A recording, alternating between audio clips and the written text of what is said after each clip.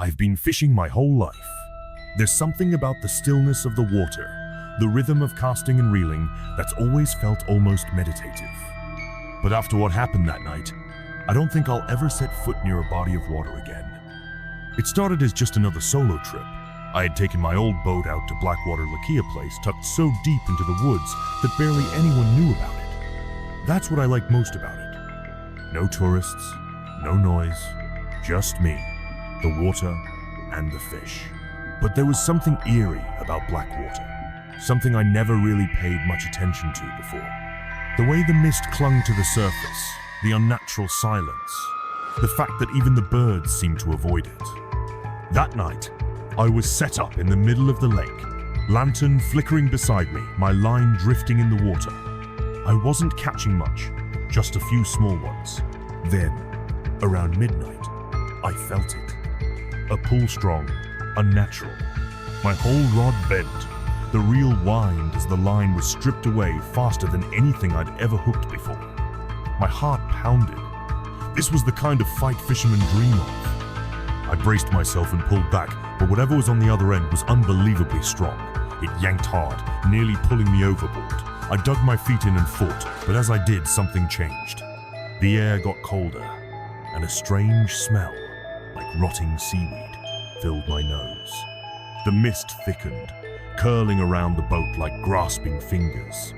Then, the tugging stopped. My line went slack.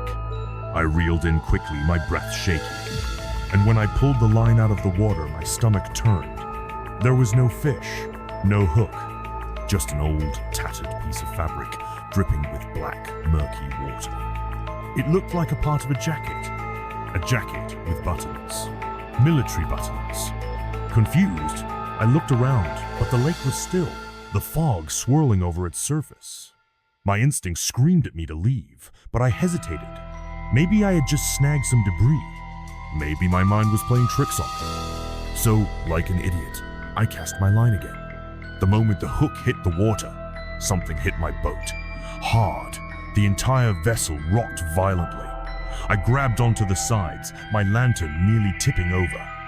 Then, there was another hit, this time from the other side. I fumbled for my flashlight and shone it over the water. Something was beneath me. The water, usually dark and unreadable, was strangely clear in that moment, and I saw it an enormous, shadowy figure just below the surface. Long, tangled limbs, shifting unnaturally. A facer, what I thought, was a faces staring up at me. Hollow eyes, stretched mouth, impossibly wide. And then, a hand-long bony fingers reaching out from the depths, grabbing the side of my boat. I don't remember much after that. I think I screamed. I think I grabbed my knife and slashed at the hand. All I know is that I somehow got the motor started and tore out of there, my heart hammering, my breath ragged. I didn't look back. I didn't want to see if it was following me. When I finally reached the dock, my boat was covered in something slimy, something that smelled like death. And in the bottom of the boat, where I had been standing, was a single waterlogged boot. A military boot. I later found out that Blackwater Lake used to be the site of an old training camp during the war. A group of soldiers had gone missing there decades ago. Their bodies never recovered. The locals say the lake took them, but sometimes, on quiet nights, it gives pieces of them back. I don't know what I saw that night. I don't want to know. But I haven't fished since.